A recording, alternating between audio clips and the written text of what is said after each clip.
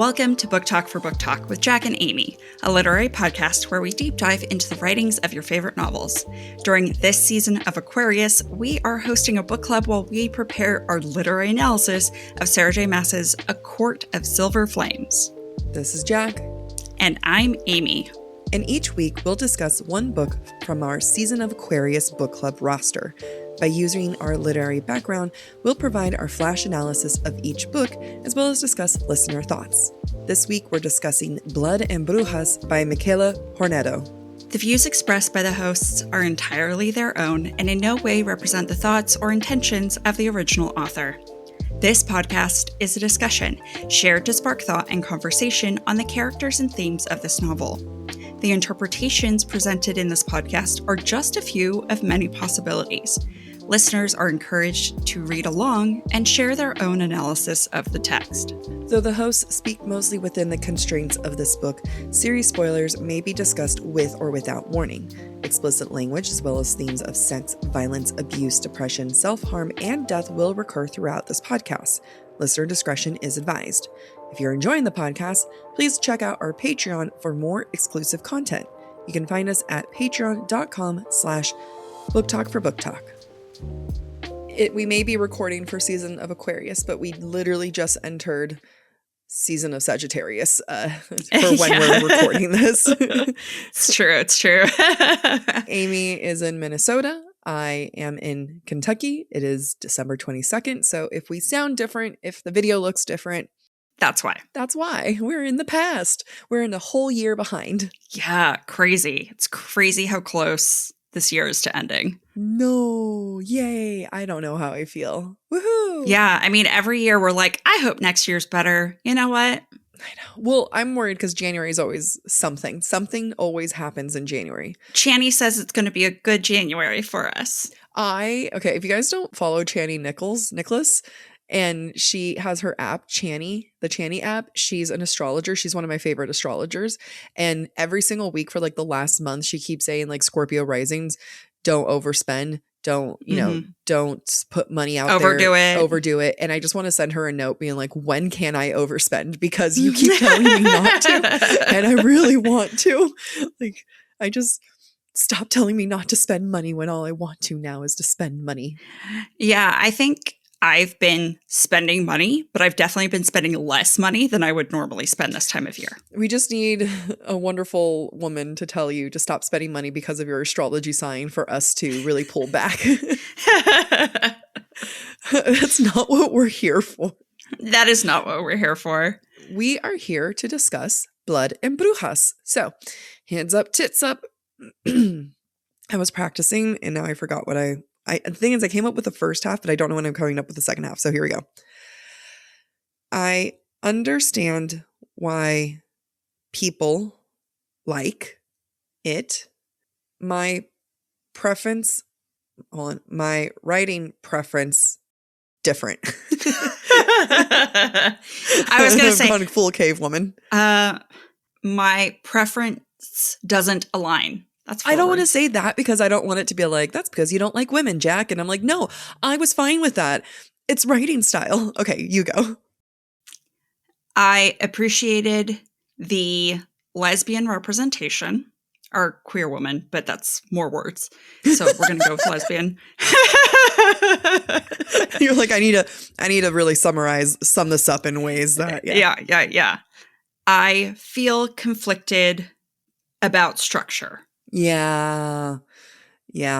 I'm actually really proud of myself because I don't think ahead. Did you just hold your boobs to say you're proud of yourself? Yes, I did. I need some joy in my life. It's a comfort thing. You do grab your boobs we all grab our boobs. Anyway, yeah. So this is a very interesting one to discuss. I posted it on our stories to be like, hey, like, what are your thoughts? And for everyone who said we should read it, not a single one of you fucking said anything in those. All of a sudden, I'm like, where are the people that were like, read Blood and Brujas? And I'm like, okay, we did it. What are your thoughts? Nothing. I mean, it could be the fact that it is a holiday week. People are traveling. No. their with their families and their loved ones. I'm going to cut him some slack. Good for you for cutting them slack. Jack is unforgiving. No, I know. That's because I'm putting myself on Do Not Disturb. That's because it is. Oh yeah. That's because it's the last week of right before Christmas, and I'm still working. Like, no, not a single person has asked to circle back in the new year. And, if they won't, then I won't either. So,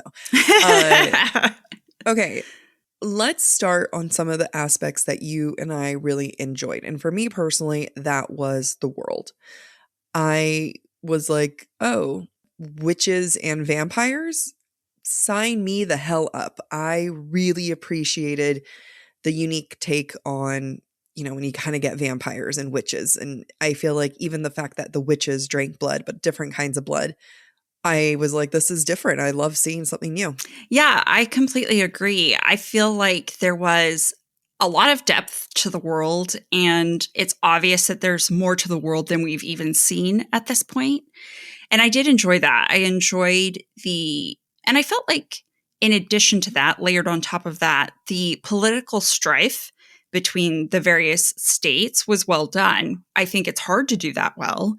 And I think that it was convincing to me. And it all worked together between magic, between politics, between races, or, however we want to just cultures. So I enjoyed that. And I enjoyed their differences because it was very stark. It does well to explain why there's strife between the various groups. Yeah, I never was questioning why do they not like each other, and even from just not just like culture or I don't know traditions, but also with religious structure. Like each of them have their own religion and what they believe in, and I love a book that really plots it out and kind of has the answers to some of these things. Obviously, it's part of the larger narrative and storyline to go into religion, but I do love it when an author takes the time to flesh those things out. Yes. And I just loved the irony of the religious fanaticism of the vampires under Kaiser. Oh, Kaiser. Yeah.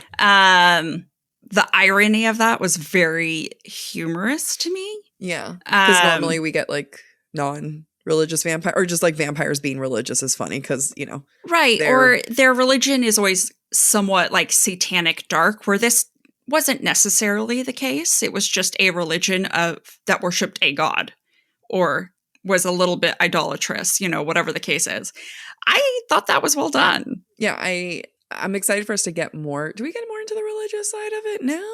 Do we talk about that now? Because I had some thoughts on that too.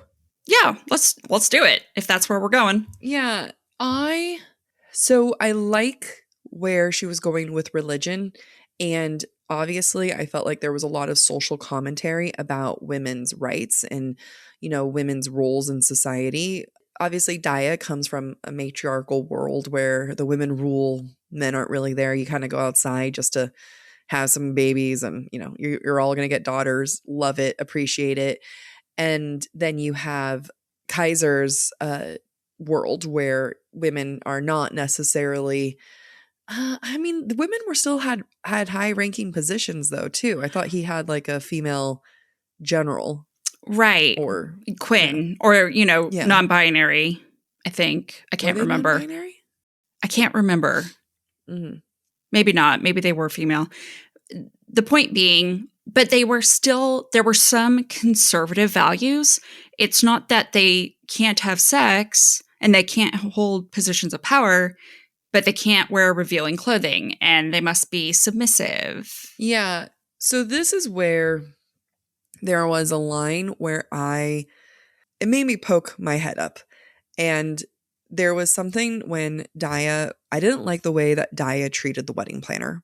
I actually particularly had issues with it because the wedding planner to me represented stereotypical feminine, the quote unquote feminine joy of weddings and pretty. And, she's just really happy and bubbly. And to me, there's nothing wrong with that. I can't wait to plan a wedding. I say that thinking I'll probably do something. I mean, first I need a man, but it probably would be fast. But like, I love watching you plan your wedding. I love weddings. I love love. And it felt like such a comment against women's interest and like what women are allowed to like. Like, it's one of those things where I think Taylor Swift said something one time. She was like, I want to be a feminist and be able to like glittery pink, you know, like I want to be able to have these two interests. And I'm going to read a quote because there was a couple of quotes I had here that I noted. And it was just something where it was like, it felt almost, let's see if I'm using the word incorrectly. It felt almost very, altruistic, like trying to be like having a moral of the story without embracing some of the nuances to that. What altruistic is to be giving. Oh, altruistic. Pious. That's the word I'm looking for. Okay. Like in a way where, you know, it was kind of like, I have all of the answers. You'll get what I'm saying. Okay. So immediately from thinking about the wedding planner, who I felt like was just nice. She was talkative. She was nice. She was just essentially what I would deem as like a girly girl, right? Daya then goes, quote, the women of Sandry had been so domesticated that most of them lost themselves completely. Some of them are happy to play the role, whatever floats your boat, but look incredibly empty. Every person in our kingdom had a purpose. We were encouraged as children to find things we were good at, honing those skills, then use them, even if the things we were good at was not necessarily good things.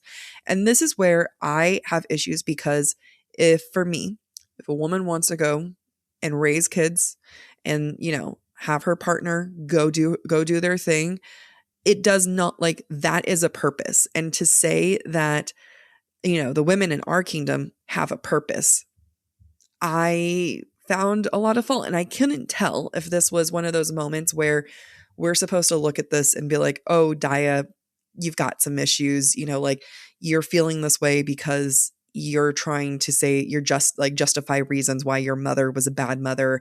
And this is you trying to work that out. But it also kind of comes off across because she has these like her coming off as like having the higher ground morally throughout. And I think as the reader, we're meant to look at her and be like, yes, she has the moral high ground on these situations. But the way that she treated women who were, and this isn't just Daya, but maybe some of the characters that Mikayla handled, I felt like were things that I would want to ask her more about. Like even when it comes to the woman who was obsessed with Kaiser and Athena. And it just was like, she was just so one-dimensional of, I love him. He's like, I'm meant to be on that throne. And it was just very petty girl fight without any substance to it, without giving this woman where it's like, I'm okay having women be petty. I'm okay women fighting over a man, but like make her more than a personality than just, you know, that's my man. And I felt like that for me came hand in hand with being confused on what the narrative is supposed to be around religion, because it came off of Athena and then it came off of the wedding planner. And then, you know, Daya says these things and I'm like, well, I love cooking for boyfriends. I love it. I love cooking for my mom and my friends. Like that doesn't make me a bad person. Yeah, this is all very interesting. So let me, in no particular order, talk through some of the things that you said. I think, first of all, and this is as per usual, we listened to this. We did not read a physical book. I think the narrator was not great. I think I agree. The narrator's delivery of Athena and the wedding planner, I can't remember her name, the event planner, were very one-dimensional characters. And maybe how that would come across if we read it. Right, exactly. Right. Her delivery was very vapid feminine, is how the narrator delivered it. I don't know if the writing necessarily means that they're vapid feminine. They could be, and that's fine. But I do think a lot of the issue stems initially from how the narrator delivered those lines. Yeah. That's my personal opinion. I agree. I'm not saying that I think Athena I don't necessarily feel like Athena or the event planner were particularly deep in terms of character, but I reserve the right to believe that there might be more depth that was not approached in this first book. It was also Dia's reaction to those characters that I also was like, I'm like, again, is that a narration thing? Because the narrator would be like, and I don't think that at least the women in my world have this. I mean, and it's the tone, like it's totally tone with it. But, it's hard when, even if those characters are one dimensional, fine, be one dimensional. But Dia's reaction speaks volumes. And I don't know if it's a Daya, thank you. And Daya's reaction speaks volumes. And I don't know if it's a volume that the author intended for us to be like, ooh, let's have thoughts here. Or if the author intended us to be like, hell yeah. So my interpretation of Daya is she's a very unreliable narrator and very biased. She's a very stabby FMC, very stabby. And anybody who is not a stabby FMC is weak, right? She loves that Zuri's into her bloodlust. She loves that she's strong and powerful and can kick ass, right? And so anything that isn't kicking ass is bad. That's how I choose to interpret the narration. Is that what the author intended? I don't know. Because of who the character is, I believe the way she judges Athena and the event planner. I don't like that character, right? Daya or those other characters? Daya. Yeah. There was no empathy, and there was no empathy learned. Like, I think if Daya had started out that way and had learned to develop empathy for these other women, I think that would have been a deeper story. But there was no growth on that dimension in particular, right? She's just very set in her ways. And basically, she has no capacity to be wrong. That's, to me, a character flaw more than, I don't know. I think that's a character flaw on the protagonist's part, not on the part of the women around her. And I agree. And since this is the first book we read, I think it's part of a series. I mean, especially since it leads on a cliffhanger, we can only assume it's a series. Right. We haven't read anything beyond this book. I don't know if the other books are available or not, but we don't know if she grows. And that's the thing, where if this is a character flaw that she has, where she realizes that she's wrong, and not just wrong in the sense of, I didn't know this person betrayed me, I feel like a fool. That's not the level of wrong. The level of wrong is the way that she dismissed women, and it's the women that she dismissed, which kind of like really bugged me. And especially since she comes from this badass feminist matriarchal society where it's like, okay, but you dismiss these women who are essentially weaker. And if I needed that hint in this book of her kind of being like, maybe I screwed up, and instead we kind of like get an ending with the epilogue with Athena, who then doubles down in her like stereotypical shittiness, where we don't, as the reader, we have less empathy for her. And, it makes me think of Kaltain in Throne of Glass, where, we, the reader, read Kaltain and we're like, oh, she's this vapid. All she cares about is, Dorian. But when you read her and you don't even have to go into the series to know by the end of the book, you should have some empathy for her. And that's not what we had here. There was not a moment of, wow, maybe there's some growth here, a hint of it, where Daya doesn't have to be like, come to that realization now, but we, the reader, should be able to say, wait a minute, maybe I shouldn't trust Daya. Maybe I should be a little hesitant and wonder why she's treating these two women in this certain way. Yeah. And I don't know if somehow I'm going to bring this back to religion. Mm-hmm. Not at this moment, though. But here's a little teaser for what my thoughts are going to come to. I don't know if the author's intention was Daya is not capable of accepting women because her mother didn't accept her. Yeah. Like kind of going back to what you were saying. Yeah. Or is she so biased against the religion? Because she has no tolerance for their religion, right? No tolerance at all. And so therefore, to what extent does she also not tolerate the women of that religion because they're quote unquote dumb enough to submit themselves to it? Is that intentional? Did that naturally come about in the story just by happenstance? I don't know. But to your point, I'm sad that Daya had no remorse ever except for I feel betrayed by Zuri. And I have other thoughts about that I'm not going to get back to. But I think the intolerance of the religion, I choose to allow the intolerance towards the religion to inform a lot about Daya's character and how she treats other people, especially the women. And I think that when it comes to this idea of religion and the intolerance of religions that are not kind necessarily or to women or expect submission from them, this is a conversation that I think is complicated and has a lot of nuance. And if you're going to bring that to a book, you need to be prepared to represent the nuance about that. And it shouldn't just be a dismissal of, well, the women are submissive, that's the religion's fault. And I say this having many issues with many religions. Okay? Like and I say this coming like a lot of issues, a lot of different religions. I also am a 36-year-old woman who has lived in many different locations, have interacted with women from many different religions and many different backgrounds.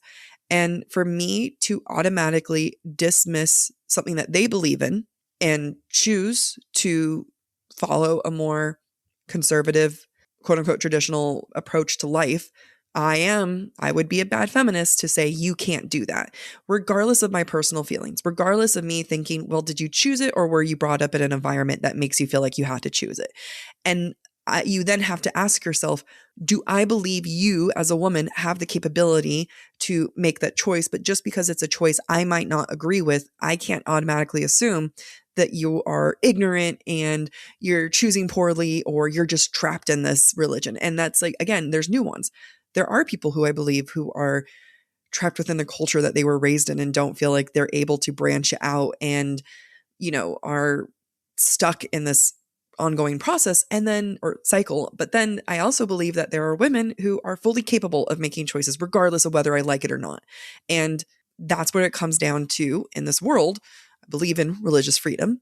And again, and that has nothing to do with my own personal preference, but if that's like a conversation that is super nuanced, it's super delicate, and like I am all for having books tackle that, I got zero nuance from this conversation. It was just straight up, that religion's wrong because you guys are, the women are being submissive. And even though she has that one line of whatever floats your boat, but is immediately followed by they look empty.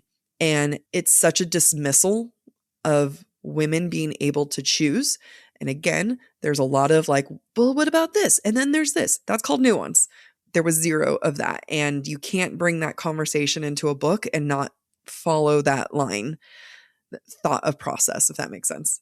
And I want to cut Mikayla some slack, only in the sense that the narrative was such a close first person that if there was nuance, it was very hard to identify because of Daya's personality and the narrative choices, right? Nuance would be easier to convey in a third person narrative. Yeah. Or if Daya admitted she was wrong at one point. Oh, right. Or if Daya picked up on clues. But because we're seeing things from her perspective and she's unwilling to identify any errors on her part, that makes it very, very difficult for the reader to identify nuance, whether or not the author intended for there to be nuance. So I think also it's a narrative choice that was made that didn't serve the story. I think this is a great transition into Daya and who she is. I think that when, we look at Goodreads, because not a single one of our listeners who recommended it commented, and I went to Goodreads and I was looking at some of the reviews and people loved this strong FMC. And I get it. She's a true badass. She's unapologetic.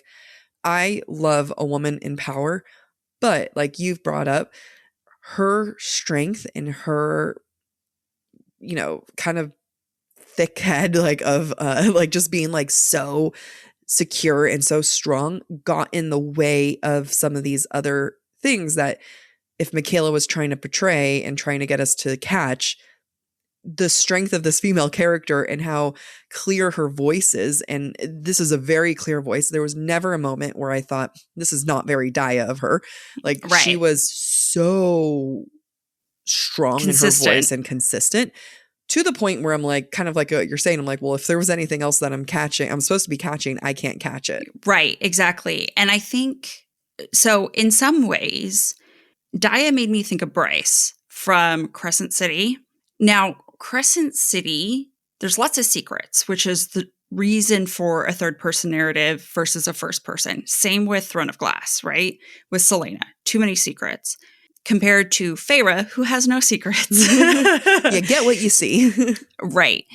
And I would say in both Selena and Bryce's situation, we're dealing with very strong-willed, very stubborn women whose personality is conveyed sufficiently in the third person.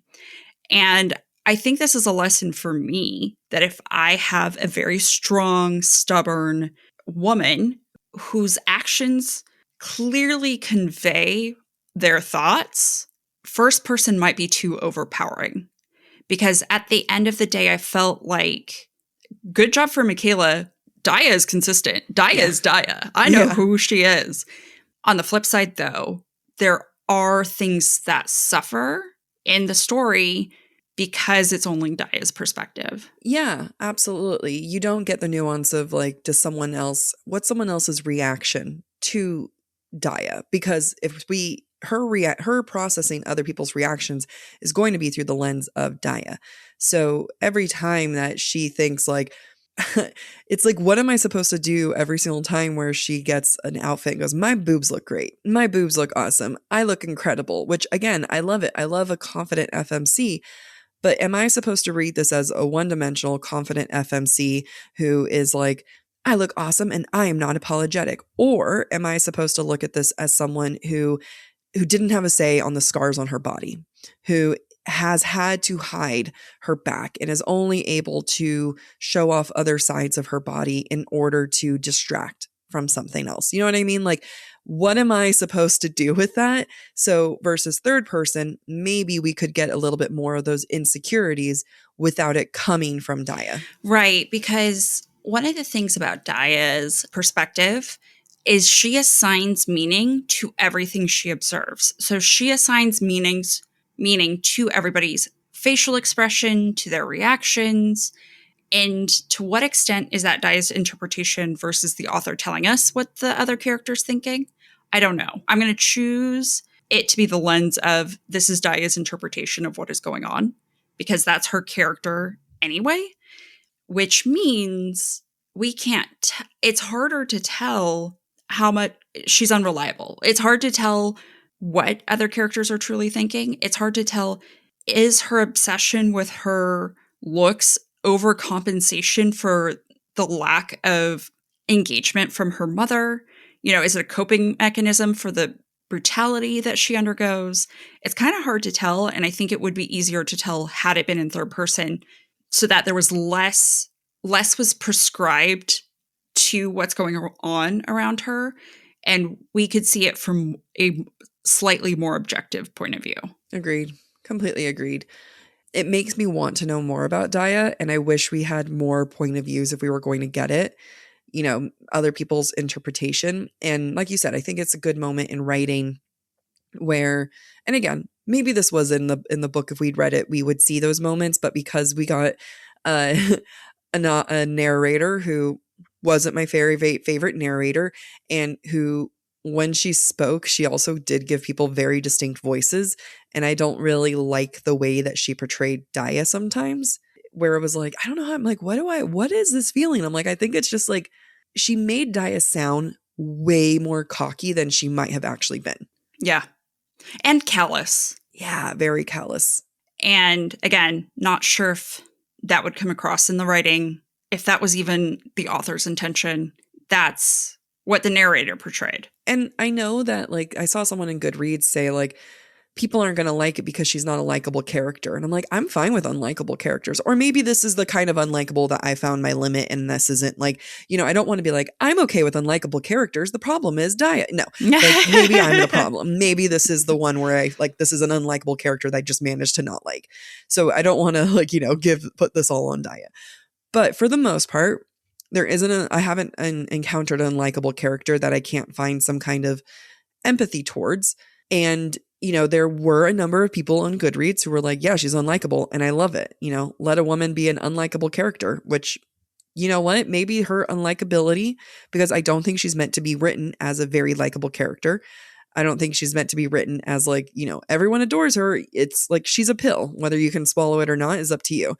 And, maybe I'm the problem because like there is a lot of people who really enjoyed it. And I'm someone that was like, I just needed her to have an inch of empathy. Yeah, I don't think that I found myself intolerant of her unlikability. I did enjoy her unlikability and the fact that she's unapologetic. I personally think the narrative choice did her injustice, if that makes sense. I think that, for example, a lot of people don't like Nesta. Nesta is an unlikable character. I fucking love Nesta. Yeah. But I also identify a lot with Nesta in a way that I don't necessarily identify with Daya. I like a badass woman. The difficulties I had with Daya all came down to narrative choices. Mm-hmm. I mean, my biggest sticking point is how she treated women. And that's the one where, and I don't know if that's a narrative choice or if that's a Daya choice. And that's where, and so for me, the second that she, like, I just hated how mean she was to the wedding planner. Like that really bugged me because I do like girly girl things. And, I was just kind of like, oh, Daya, you'd hate me. But I am someone who is capable of being a badass. And it's like, you didn't even give this wedding planner a chance. And it's like, oh, she's talkative and she likes these frilly things. And it's like, okay, and you like dresses. Yeah. You like dresses that show your boobs. Like, I don't see what are we doing here? So that was the moment where, for me personally, I fell out of like with Daya. And then when it came to her narration on religion, I was willing to definitely, win me over. I'm not someone that's like, there's no character that's truly dead to me. I'm thinking in my rosters of characters that's truly dead to me. I'm sure there's one, but like, I am all for you. Make me like them again. Show me the moment where I'm able to say like, I get it now. And I never had that moment. So my taste, the residual taste, and I agree with you. I think the majority of the things I might have issues with are stylistic choices, but that it was, I'll hold on to that one thing. And I didn't have any redemption there. No, I think that's fair. I think that if I were to read whatever books follow this initial book, if I never saw Daya change her attitude toward women like the wedding planner, if she'd never found herself capable of empathy, that would be the what expression do I want to use? Everything I keep thinking. Nail in the coffin. Yeah, it would be the nail in the coffin for me. It would be the thing that made it unreadable for me. We don't know the rest of her journey. We didn't read the rest of whatever. I don't know how long the series is. I didn't read that. I didn't look up her journey anywhere online. So without knowing it, I hope that she comes around. Yeah, I think this is more of like, for me as a writer who would want to write my own book, and this is totally preference because, again, there may not be tons of reviews on this book, but for the reviews that there are, it's mostly very, very positive. So clearly this is a personal preference thing, has nothing to do with Mikayla and her writing skills. But for me personally, I'd want to start a book of saying, what are the list of flaws that my character has at the very beginning? I would need to see some cracks in the flaws. You don't have to have a lot of it, just something to say like, oh, maybe there's some recognition, maybe there's some obvious identification, because I don't know if any characters really identified her flaws. No one sat her down and been like, Daya, you got issues, my girl. Like, you really need to get yourself out of this. Like, there was never a moment that was like, Daya, maybe you're the problem, in this situation. And that it's one of those things where I like, for me, again, does that come out in future books? Maybe. For me personally, if that's what's going to happen, I need a teaser of what's to come. Yeah. The only people that might have spoken up against Daya were killed by Daya, like Rosa and her second. Yeah.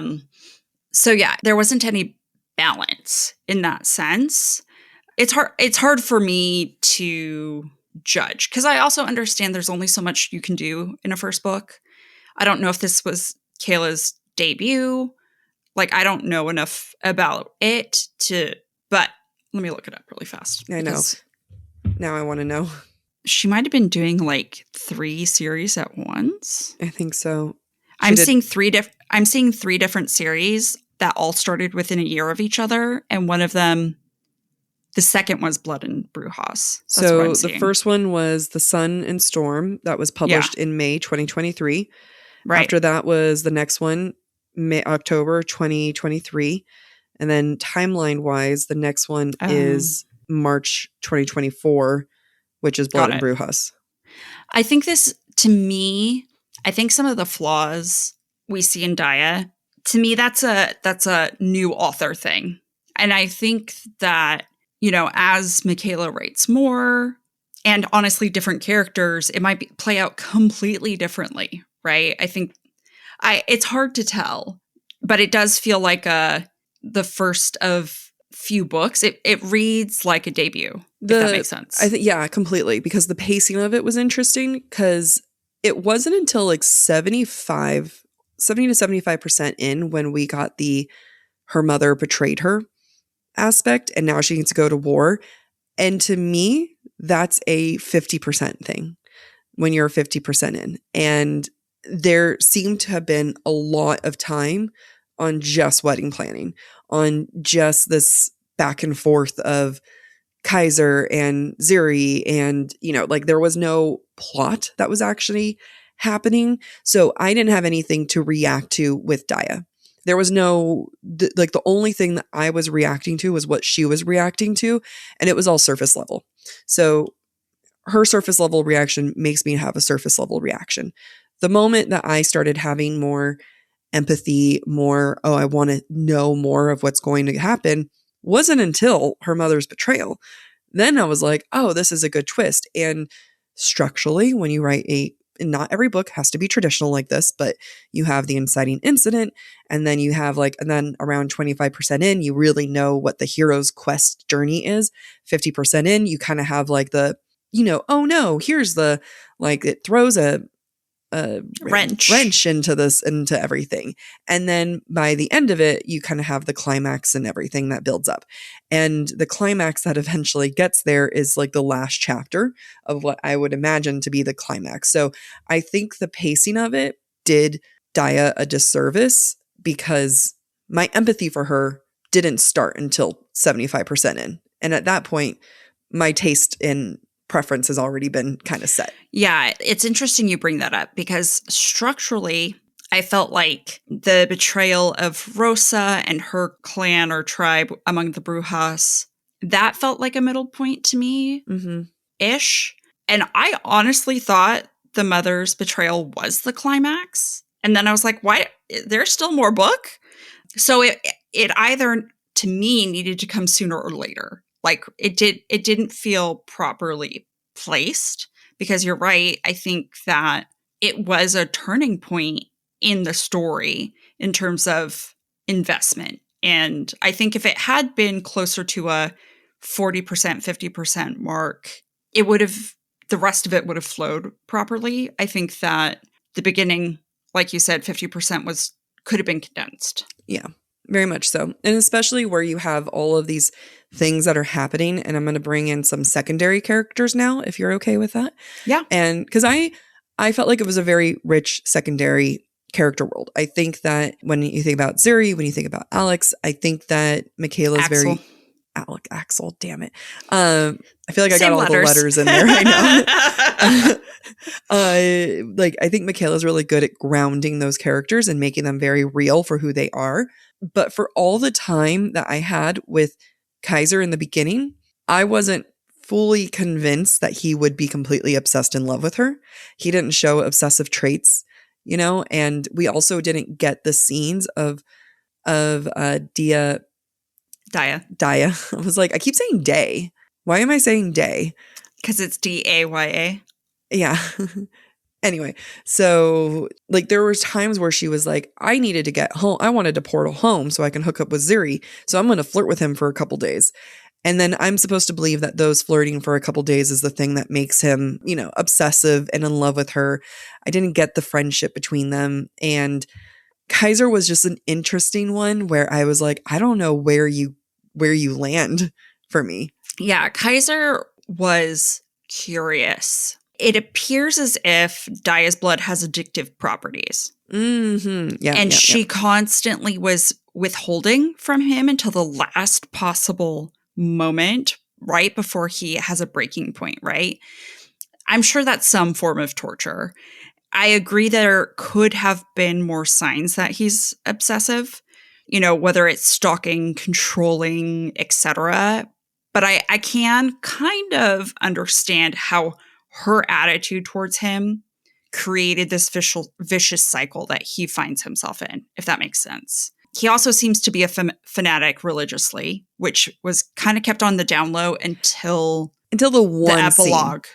Yeah, the epilogue or the one scene where he let the priest guy come in and do some things. But he came off very mild-mannered, reasonable. Yeah. And maybe that's supposed to be part of the twist. Maybe that's the twist at the end, and that's why we get his perspective in the epilogue. I'm not quite sure.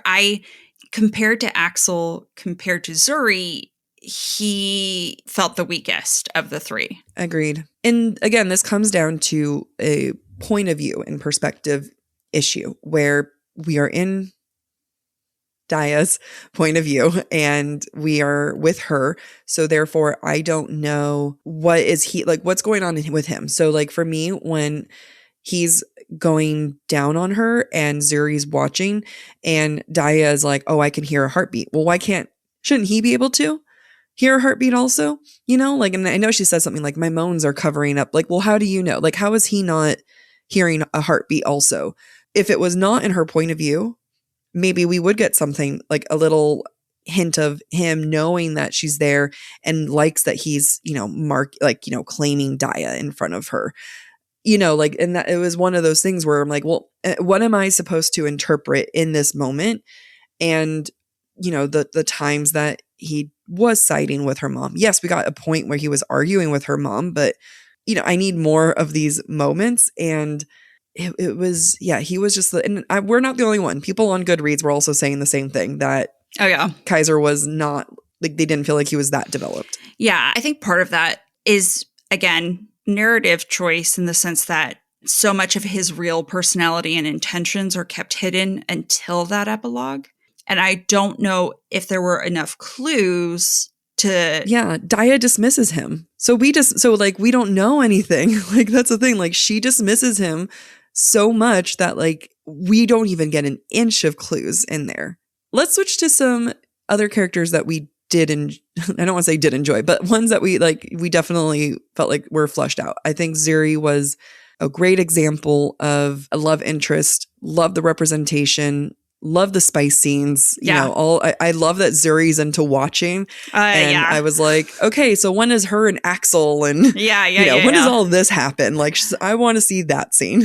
Yeah, I did enjoy all of that. I also actually think that Mikayla did leave some clues about Zuri's real identity that kind of slip under the radar, but once you go back and think about it, you're like, oh, yeah, they were there. Yeah. So I do think that twist was A, convincing, and B, well done. So kudos to Mikayla for that. I enjoyed their relationship. I also appreciate the fact that this is the lore when it comes to, queer relationships amongst women. It happens very quickly. It happens and so quickly. I feel like I've known you my whole life. So I'm glad that was there too, because it does happen like that. And I'm mad at Daya for not forgiving Zuri. That's how much I like Zuri. I mean, you and I have talked about this before, where you've been on a quest for a book that's sapphic and doesn't fade to black. Mm-hmm. And this did not fade to black. Yeah. You didn't. Yeah. You did it, Mikayla. This was a fan-fucking-tastic. Props to her. I really wish that she, I don't know. I feel like Daya, again, where I'm just like, I'm okay with her not necessarily forgiving Zuri, but moved on so quickly. And, you know, you can argue that she still has feelings for Zuri, even though at the very end, she's just kind of like, I'm okay. I forgive her, but not really. But like, you know, okay. And then she sleeps with Axel so quickly. And maybe that's meant to hurt us or hurt Zuri too. And that just adds drama. And that's the layers to it. But Mikayla wrote a really likable character with Zuri. And, you know, and I've been struggling to like Daya the entire time, where I'm like, well, you're not making me like you more by hooking up with this other guy, which granted gave me more spectacular sex scenes, which I thoroughly enjoyed. But it's like, however, because then she was also having these like, I know I've only met him twice, but I feel such a connection to him. Where I'm like, bitch, you said that about Zuri, okay? How dare you? And this is a why choose. And I know with why choose, you're meant to be like, you know, conflicted. But at this current moment, this isn't a why choose. This is a love triangle. Yeah. I mean, don't get me wrong. I'm not against the idea of Axel and Daya together. I have a hard time having empathy for Daya, given how hardened she is against Zuri. Because there are moments like when Zuri gets captured, Daya cares. Like, Daya's like, and I wish it was more, again, this is where Daya's, it's hard to tell because of her perspective and the narrative choices, but is Daya truly just so hardened, or does she not understand her own feelings? You know, is that betrayal, it didn't really feel like a betrayal to me. And I think that's part of it too, is like, it didn't feel like a betrayal. It felt like a third act breakup for the sake of a breakup, kind of. And I get it, where she's like, I told her things I've never told anyone before, and she didn't tell me this, but like, you know, Miss Warrior Badass, shouldn't you understand what it's like to be a spy? You know, like what it requires from a spy. Like, you're a queen. Yeah. And like, espionage is espionage. Like, she's loyal to her people. Is that not admirable? Yeah. Yeah. I don't know. Her people are the ones who's saving Daya right now. So it's not even like she's been if she was a spy for Kaiser, different story. Yeah. Instead, totally different. Zuri's a spy for her ally, which honestly takes the edge off. Yeah, honestly, it really does. I could forgive that. Yeah, because now all the things that she's been reporting on is going to ultimately help Daya get her kingdom back. Right, exactly. Yeah. Zuri. Oh, Zuri. I mean, I do appreciate that Zuri's the one captured, because me as a reader, I care about Zuri. I care about Zuri the most out of all the characters. Anybody else, I would have been like, meh, let them die. Not Zuri, though. I did appreciate Zuri. There was one point, though, with like, and again, I really wish Mikayla will dabble one day. Maybe she has, and we just don't know it yet, but with third person. And because there were these moments where Daya was talking to Zuri, and, you know, at this point, Zuri had watched Kaiser go down on her, and, you know, her and Zuri go out for a night of dancing, and Daya goes, okay, we should probably talk about it. And then it's sure.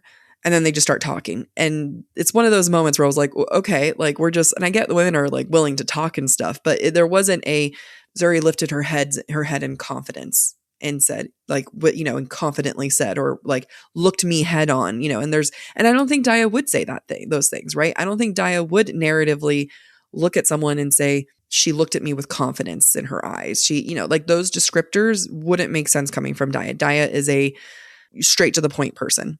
So I get that. But then there'd be like certain moments where I was like, that doesn't make like, okay, well, we're just like, I don't know, like we're going straight into this without any kind of warming me up for the scene.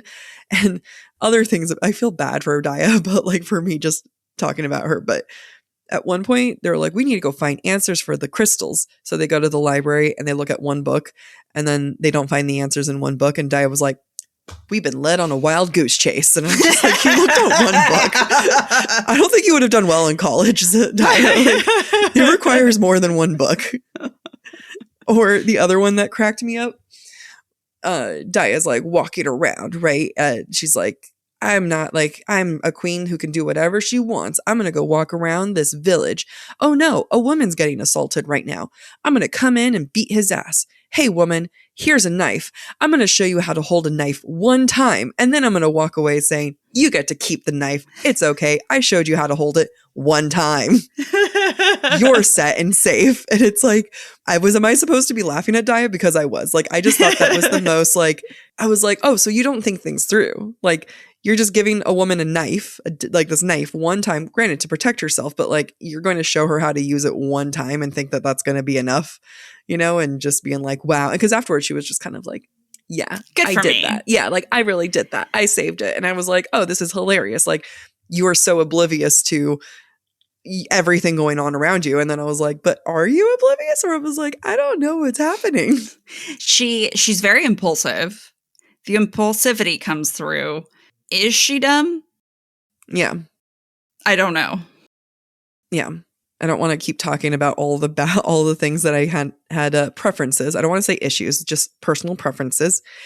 And another thing that I had like a personal preference towards, and again, this was something in the Goodreads where people said you either like it or don't like it, and that was the use of modern language.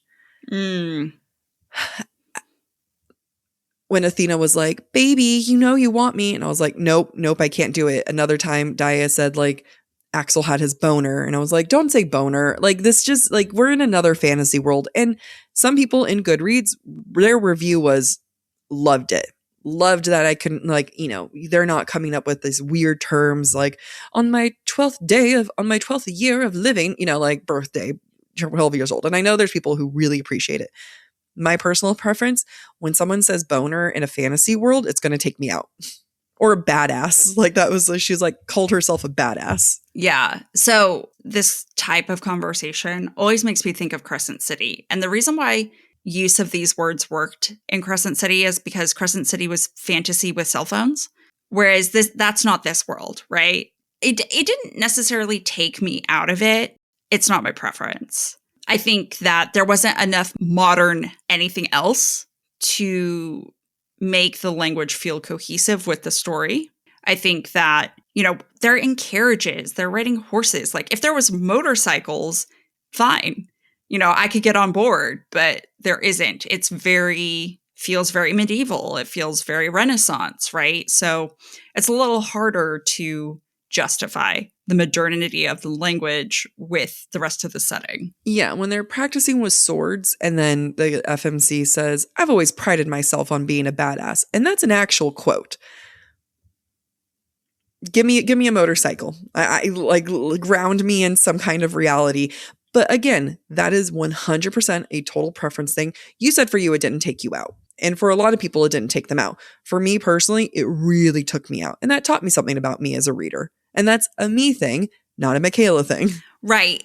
Again, it didn't take me out. It's not my preference. I literally had to pause it when I heard boner. I was like, the fuck? So ultimately, I mean, I know I tease, I know there's a lot of things, and I really want to emphasize like this is a completely me thing. And, you know, if there's anything that's stylistically, I think it's something that we won't know until we read more. I love the representation. I love what Mikayla did with representation of gender, race, queerness, like everything with, and I was going to say gender, including non-binary. I'm just like every, like, you know, the range of everything. And I always love and respect a book that does that, where you have a wide choose and the FMC's queer is bi, you know, like, love it, respect it. Normally it's like two guys, which totally okay with on board. But now I'm like, ooh, two women. Like, yes, let's change things up. Yeah. I mean, I think Blood and Brujas and what Mikayla did with Zuri and Daya's relationship gives me hope that, oh, women can read about sex between two other women and enjoy it. And that is very comforting for me personally, not only because of my sexual identity, but also because of what I'm choosing to write in my own writing. So that is a huge, like, for that reason, Blood and Brujas will be on my bookshelf because I will reference back to it in terms of how was the sex written, how was it incorporated, what made it enjoyable for people who might not be queer. Yep. I'm happy to help you with any of those moments of what I don't know. I just love a love story, and I just love spicy stuff, you know. Yeah. I am equal opportunity kind of spice. Thank you for listening to this episode of Book Talk for Book Talk with Jack and Amy. Stick around for a special episode this Thursday. Next week, we will be discussing Belladonna by Adeline Grace. If you're enjoying the show, don't forget to rate, review, and subscribe on your favorite podcast platform. It really helps other readers find us. And of course, we'd love to hear what you thought of today's episode. Share your comments through our form at booktalkforbooktalk.com, and we might feature your feedback in a future mini episode or in a Patreon exclusive episode. If you would like to submit your take on any of the books we plan to discuss later this season of Aquarius, please be sure to follow us on Instagram, where we ask for listeners' thoughts and submissions. For merch and more ways to support the show, head to booktalkforbooktalk.com. You can also follow us on TikTok, Instagram, and YouTube at the handle BookTalk for Book Talk. And don't forget to join us by subscribing to the subtextsocietyjournal.substack.com to get more insights into the romantasy and romance world. Bye.